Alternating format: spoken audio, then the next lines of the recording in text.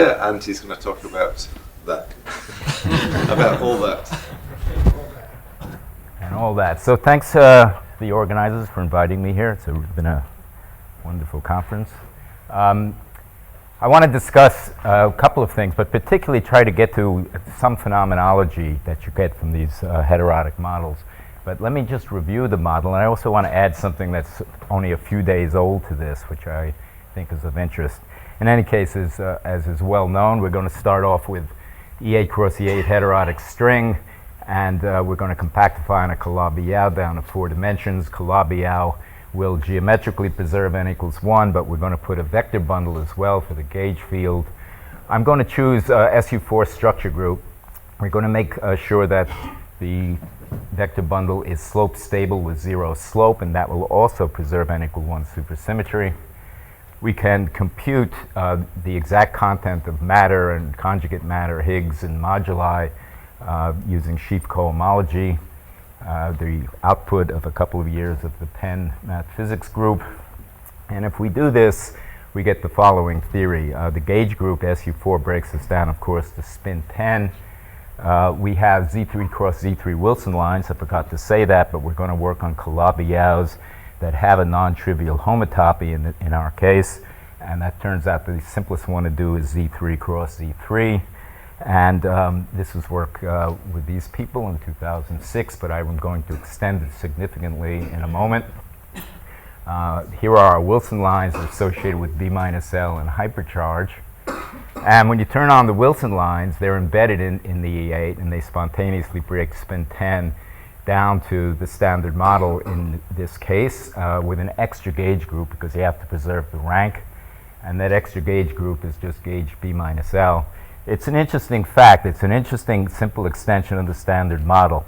If you have right-handed neutrinos, which these models will have, and perhaps we have in nature, seems so, then in fact you can always gauge B minus L and get an extra U1 B minus L anomaly-free group. So in some sense, it's the simplest extension of the standard model you could ever imagine. Right-handed neutrinos and just gauge B minus L. In any case, that's exactly what you get when you use Wilson lines to break down spin 10 and choose the Wilson lines in this way. You can exactly, using sheaf cohomology, compute the spectrum. We do this on a covering space, but then we mod out to a quotient group. So what you have to do is compute the, stopped working. Get my fingers in the way. Sheaf cohomology times the representation, spin 10 representation, and take the Z3 cross Z3 invariant part. And when you do all of that, we found that we got exactly 3 families of quarks and leptons in standard representations, including right-handed neutrinos, 1 per family, and exactly 1 pair of Higgs and Higgs bar and nothing else, with no exotics whatsoever, no vector-like pairs. This is exactly the MSSM spectrum with right-handed neutrinos. You also get a few vector bundle moduli. In this case, it's rather limited. We only have 13 of them. A new thing that I want to discuss here today, which is only a week or so old, is that when we first did these models, we always used anti-branes to solve the anomaly condition, because we wanted to use anti-branes. We were doing KKLT, and we wanted to break supersymmetry that way and lift the potential so that it could have a small cosmological constant. But if you want to get a completely supersymmetric theory, then I will show you how to go about finding a hidden sector that will do that as well. But before discussing that hidden sector, I have to be a little bit more explicit about which Calabi-Yau we're talking about and which vector bundle we're talking about that's on it. So the Calabi-Yau has H11 equals 3, so the 1-1 cohomology space is 3-dimensional, and its span will pick some basis. There's a particular basis we find most interesting, tau 1, tau 2, and phi. The Kähler cone is the positive octant in that space. So it's an SU4 bundle, so it'll immediately have vanishing first Chern class and hence vanishing slope, but that doesn't make it slope stable. So you have to check that every single sub-bundle has slope that's strictly less than 0. And that is a long job, And when you do it, you get a zillion different inequalities, but in fact, they reduce down to the following rather simpler set of inequalities in the Kähler moduli space. So the bottom line is this. This is some crazy spherical projection along the radii, which I won't try to explain further. And what you find is that within this teardrop region, for any modulus within that teardrop region, you satisfy all of these constraints. The bundle's slope stable with zero slope, so you preserve supersymmetry. And I'll come back to this later, but we want to be within this region of Kähler moduli space whenever we're discussing anything so that we preserve supersymmetry in the bundle in the observable sector. So what is this new hidden sector going to be? Well, it's very simple. Here we have our Calabi-Yau. It's still got holes in it, but we're not going to wrap any Wilson lines on here. And in fact, this is all based on work. Well, I'll discuss that in a second. So what are we going to do here? Well, we should put a bundle on here as well. We're going to do something very simple. We're going to take a line bundle. Structure group is just U1, and the bundle will be given, essentially, they're categorized by the first Chern class, and so the L1, L2, and L3 will be the coefficients of tau 1, tau 2, and phi.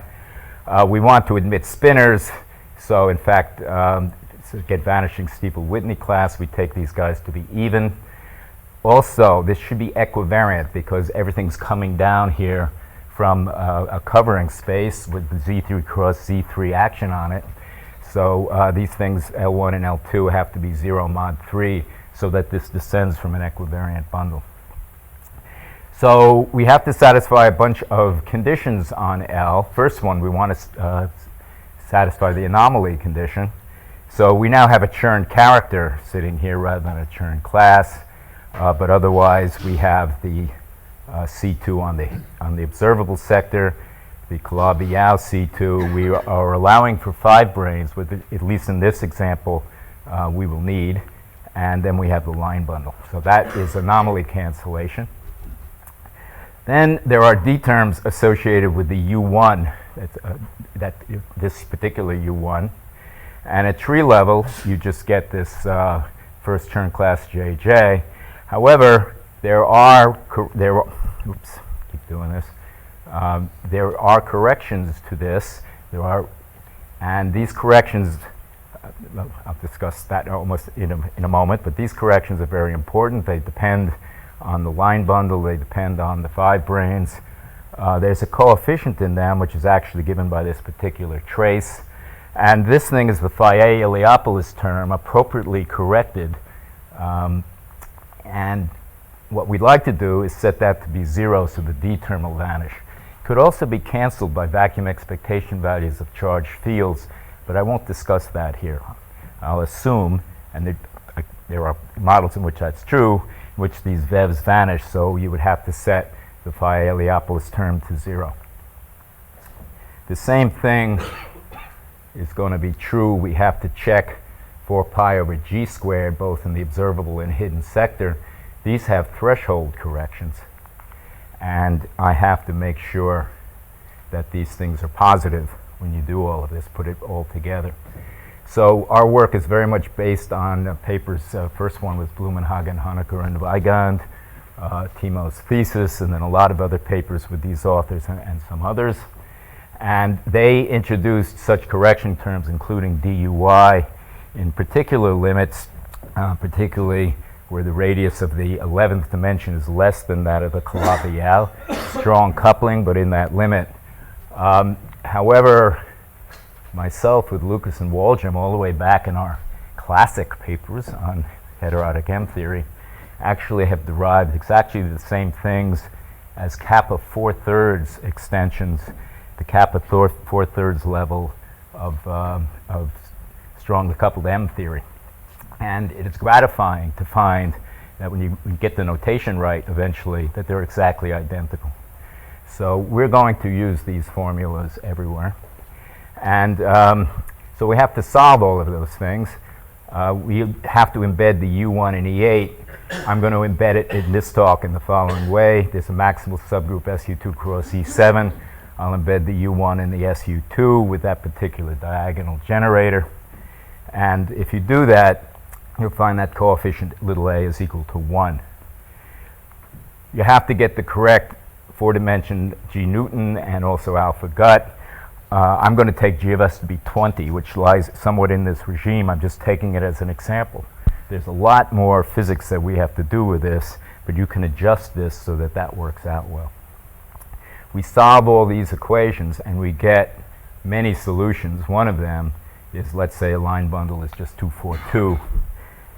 However, that may be the line bundle, but it's only valid over a certain regime of moduli space, and it's a long story too, but this red blob is the region which satisfies all of the equations. Anomaly, G squared is positive. The DUY equation equals 0.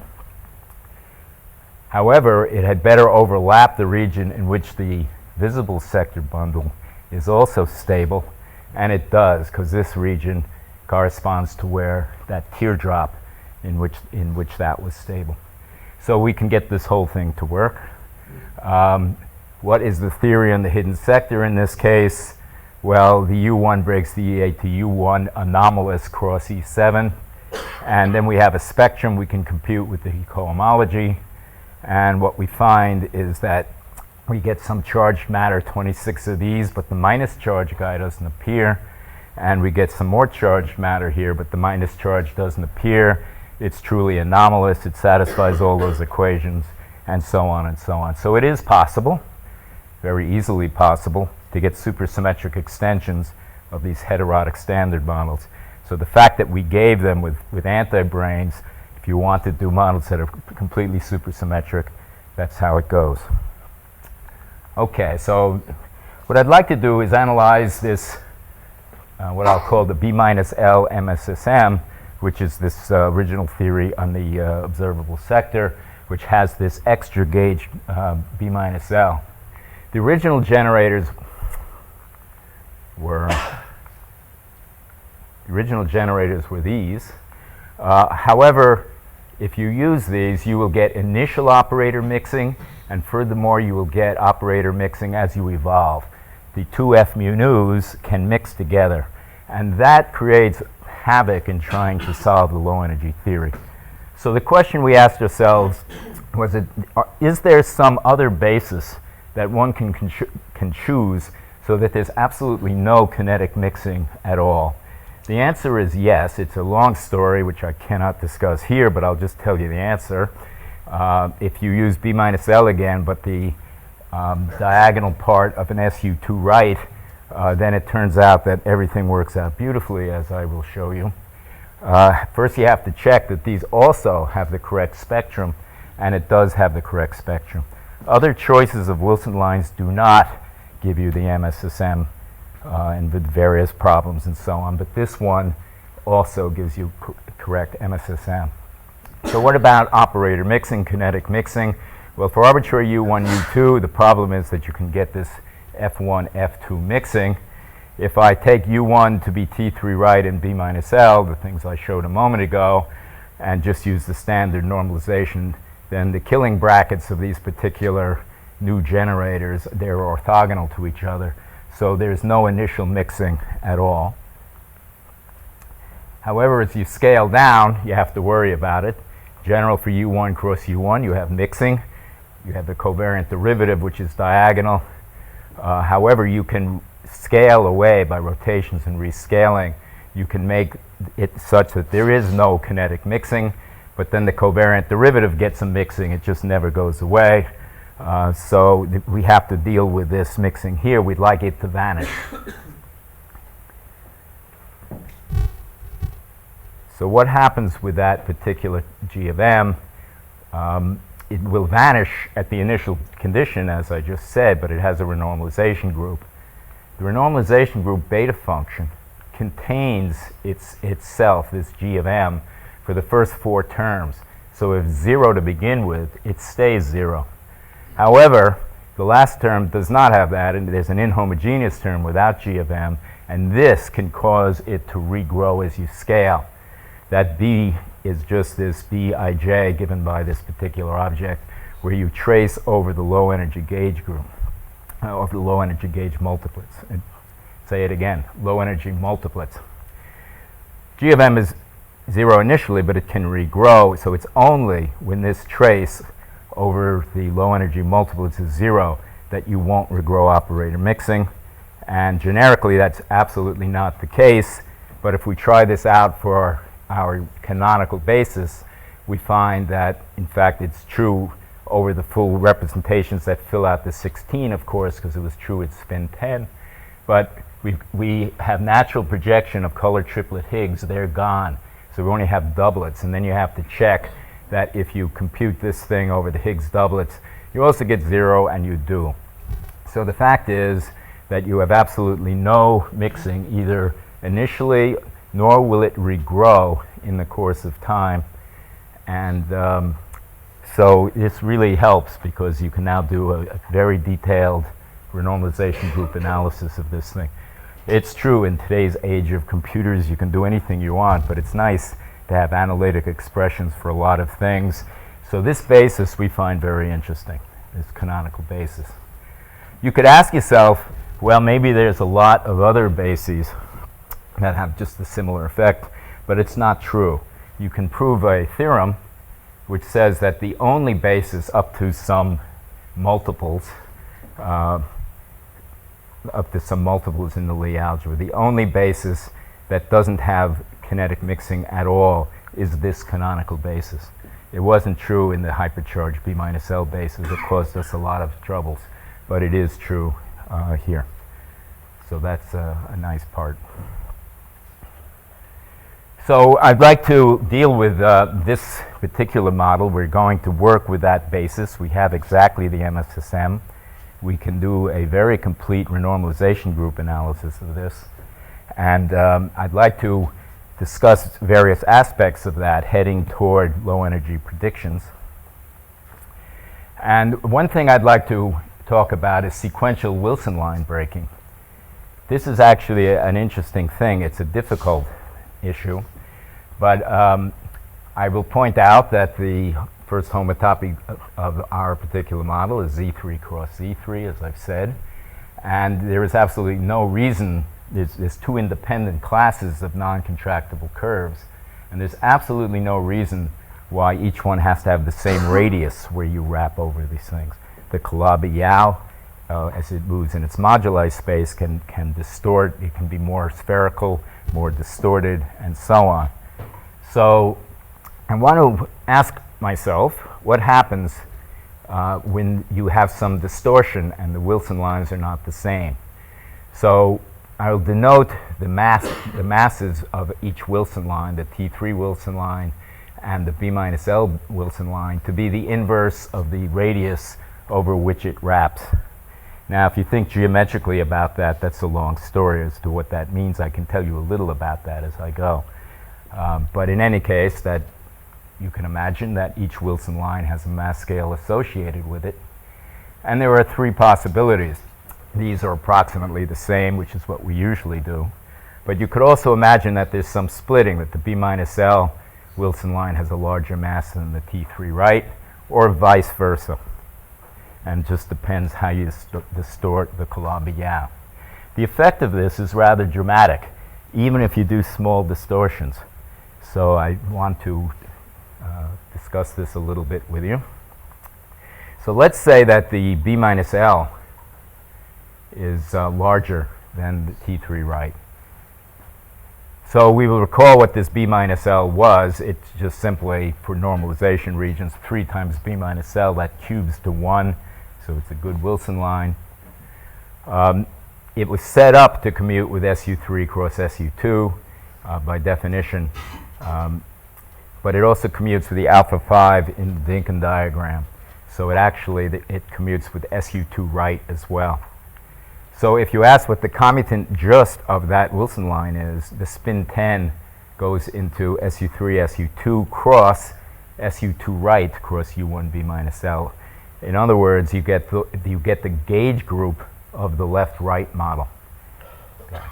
Now, as you scale down the T3 right, you'll hit a mass where it turns on.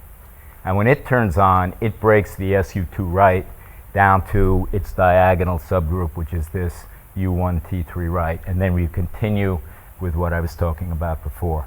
So there's some intermediate region between where the Wilson lines turn on and the second one turns on that we have to deal with. Yes? As far as I understood before, your moduli space is already kind of confined. Yeah, so you cannot really tune so much your radii anymore. So how did these masses depend on your moduli that you have? Yeah, so it's a long story which I can't begin, but we can look at that. There's a lot of issues. Let me just mention in advance. One of them is I have to worry about Kaluza-Klein modes when I do this as well. The amount of distortion I'm going to talk about is relatively small. And for the relatively small distortion, and I'll show you why it's relatively small. Yeah, I'm going to have to keep going here. You will find that that we can fit all of this together, is the answer. In any case, if I do that, I get a left-right model. However, if I did the other way around, T3 before B minus L, then I look at the other generator and I ask what that commutes with. It's SU3, SU2, but it also commutes with this extension of the Dinkin diagram. It's an SU4. So actually, if you turn on that Wilson line, you break down to SU4, I'll call SU4 color, cross SU2 left, and U1 T3 right. That's the Putty-Salam gauge group. And then again, when you hit the intermediate coupling, you get the low energy theory, the MSSM, the B minus L MSSM I was talking about before. Because at that scale, SU4 breaks to SU3 cross U1 B minus L. We can exactly compute the zero modes in each of these regions using this technology of sheaf cohomology. And when you do that, you get the following thing. If you go through a left-right model, then through this intermediate regime, you end up with exactly this spectrum, so we know what the beta functions are there. And then you break this down with this Wilson line down to this B minus L MSSM. Or you can go through a Putty-Salam gauge group, but you get exactly this spectrum. These aren't the normal spectra you get. And then when the second Wilson line turns on, it breaks it down further. Now you will worry about Kaluza-Klein modes in here. Long story, which I can't discuss here. I will simply say we have worried about it. You never have more than one Kaluza-Klein mode here because the mass gap is relatively large. You do have it, but it's in mid-threshold. So its effect on the beta function compared to the explicit zero modes is suppressed. So using these beta functions in this intermediate regime is a good approximation, we find. Okay. So what's the story here? We have in these models generically an extra, it's a T3 right B minus L, and we have to break it down to hypercharge. How do you do that? So we have to break this thing down below the intermediate scale. How does that get done? Well, when you have the U1 cross U1 theory at low, you have this particular covariant derivative. G of M vanishes because nothing mixes, so we just have the W associated with T3 right and the B minus LW. And we look at the potential for the right-handed neutrino. The only particle here that carries these quantum numbers but doesn't carry any of the rest of the standard model quantum numbers is each one of the right-handed neutrinos. I'll pick one of them because I can't discuss the whole story here. There's a complicated Lagrangian. However, all of them are small because the Yukawa parameters of right-handed neutrinos are tiny. So this is the dominant terms. And what we find is that if you start off with a positive soft mass squared for the right-handed neutrino, it can in fact be driven negative and turn over and spontaneously break the theory. In fact, here's an explicit example of this thing. Because there's no operator mixing, I can actually write exact renormalization group equations for this and solve it analytically, which is extremely nice. I'm going to assume unification, which I'll justify in a second, and I will take some value for the unified gaugino mass. I'm going to take all soft masses to be universal, but I'll allow the first and second neutrino masses to vary a little bit. When they're all universal, then in fact the third family neutrino squared does not turn over. But as I begin to vary them, and not terribly much, by a factor of 3 say, Okay. Then, in fact, when you follow this down, you see that it does turn over. This is the mass squared of this neutrino, goes negative, and you spontaneously break these symmetries. So there is a beautiful way in which the right-handed neutrinos by themselves simply break this extra symmetry. So if you look at this and you say, oh, that's not the MSSM because it's got an extra B minus L in it, yes, but it is spontaneously broken very easily without fine-tuning at a lower scale. So the picture here is that we have some unification scale, an intermediate scale between where you may or may not turn on the second Wilson line. You have a left-right theory, a Patti-Salam theory, depending on which one turns on first. After M intermediate, you have a long range where this B minus L MSSM occurs. You then spontaneously break B minus L. That gives you hypercharge. This is the relation between the hypercharge and the 3 right and the B minus L coupling. You then go down further until you break supersymmetry. You start, which is, we will estimate as the square root of the left versus right stops. And then you go down further without supersymmetry, just standard model, down to the Z mass, where we put in the precision measures alpha 1, alpha 2, and alpha 3. So for example, of how this thing goes, this is just one possible example. If we set M SUSY to be a TEV and take B minus L to be a TEV, normally they're split, but I'll just give a simple example. Then we find that we can enforce exact unification at 3 times 10 to the 16th JeV. That just comes out of it by splitting this M intermediate. M intermediate is a factor of 8 below the first Wilson line. So the one Wilson line turns on B minus L, the other one turns on after it, less than 1 order of magnitude smaller. And we can run the parameters subject to all of the thresholds and everything else down there. And what you find is you get rather dramatic tuning of this to unify. You can do this in various ways, shapes, and forms. In fact, you don't have to split the moduli to tune this if the colored squarks were sufficiently heavy and not crazily so. You'll also get unification, but don't have the time to discuss that here. So as a final transparency, what we're trying to do here is just compute the low energy LHC effects of a real string model.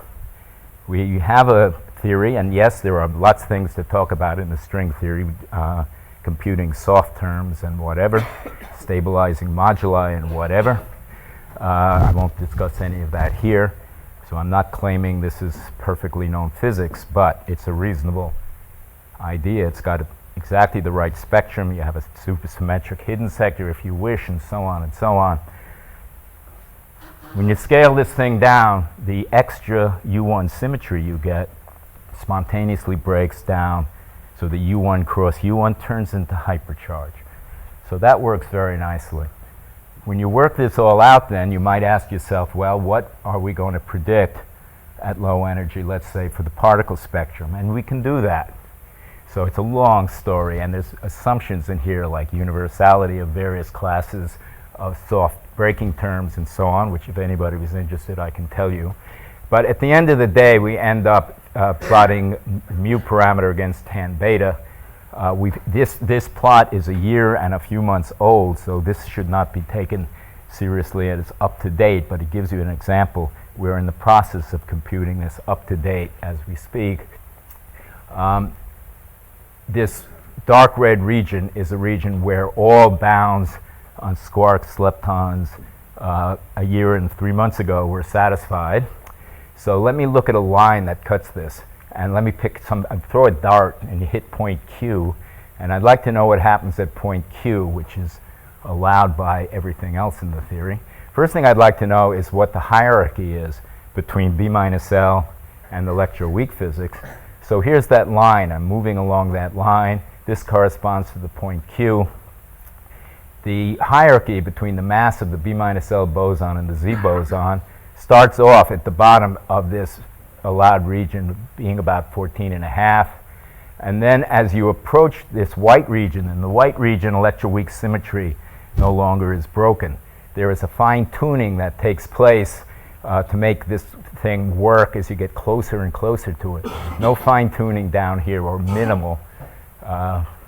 What Luis was talking about is it also acts in this region, but I won't discuss it now. If I don't want any fine-tuning, I should cut this off about here.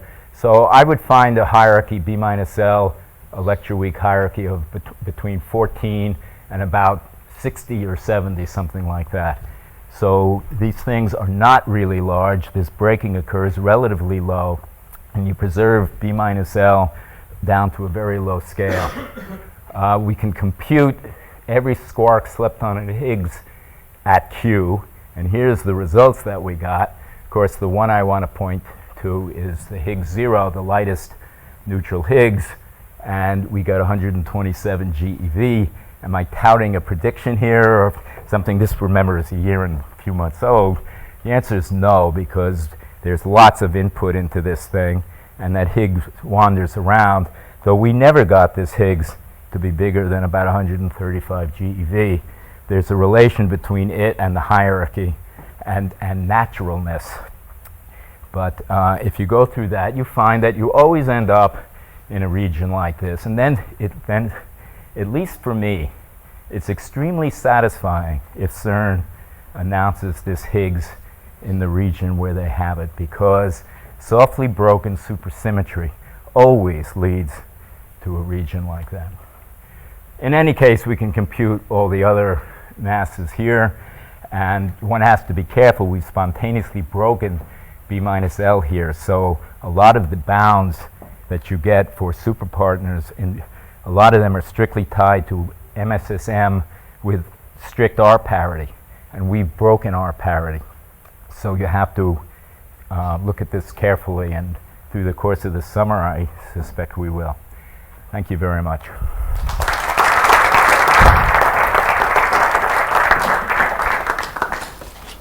Okay, thank you very much for that. Questions? Yes, I'm curious about the fact that you got a Higgs mass of 127 when you have light stops and you have a small tangent beta. Yeah. How is it possible? Well, it's all possible because of the initial soft breaking parameter spectrum of this thing. So it is possible to do it, and it's just a matter of what your initial conditions were. No, but it depends on the low energy conditions, right, the Higgs mass. So I don't understand how, but we can... Well, yeah, we'll talk about it later, but no, but there's something that's different here, which is this, you have the extra B minus L spontaneously broken. This couples into everything. That enters into the Higgs potential? Yes, absolutely. In fact, all of these results are very much related to the fact that there's this B minus L, extra B minus L. And let me ask a second question. You're going to have to raise, since your squarks and leptons are sort of degenerate with the gluino, Yeah. in that range of parameters, LHC seems to rule out gluino masses below 1.2 TeV. Yeah. How hard is it to raise everybody up? Trivial, and that's the thing I hate about it. It's easy to raise everything up. First thing I want to say is, well, as you know, I'm no expert, and this phenomenology here really has to be done right, and I'm the wrong person to talk about it. But there's two comments. First of all, we break R parity, and so a lot of experimental results, in fact, have used R parity in their limits. So you have to be careful with that. People who know what they're talking about, be it Langacker or Barge or others, in fact, point this out all the time. It's very important. So I don't know how to take that, but let's say that that's so. Unfortunately, we have soft masses, which I do not know how to calculate it at the moment. And if you push these things up, these things move around quite a bit. Of course, there are these fine-tuning bounds that really matter here. So if you don't want to fine-tune, then you get stuck in a region. And we are attempting to do a more modern analysis of this as we speak. Concerning your line bundle in the hidden sector, I have a confusion because so you have a line bundle that is supersymmetric, but it contributes like an anti-pipe. So there's a negative class for. I'm sorry, say that again? It contributes negatively to the tadpole, right? To churn 2. Yeah, I guess so. It's got a C cubed in there somewhere. Yes. So do you have a good intuition for that, how that can be? It's supersymmetric, but nonetheless it has a negative contribution there? Yeah, well, it's what requires supersymmetry is that phi Heliopolis term vanish. And so as long as it does vanish, I do have supersymmetry. And so the question you have to ask is whether you can, within a complete set of moduli that don't ruin other things, solve the DUI equation. And the answer is you can. That's best I can say. And in fact, it almost gets trivial at some point because there really are light states, charged light states associated with this. And when you work them out, which I showed you there briefly, they come out with precisely the sign so that were that equation to start becoming slightly negative, their vevs could cancel it. So you actually have a fairly large region of moduli space where you can, in fact, set the phi Heliopolis to 0 and get supersymmetry. There's a tension here between your Z prime mass just from direct limits and proton stability, right? Because you're breaking R parity and there's nothing else protecting your proton mass, your proton stability. So can you comment on that at all? Yeah, so proton stability goes away from, we're starting out with B minus L, so you get rid of LLE terms and the UUD term, you don't have any proton decay. What you grow back, because it's a right-handed neutrino, what you end up growing back is the LLE term. You don't grow back, it's a lepton.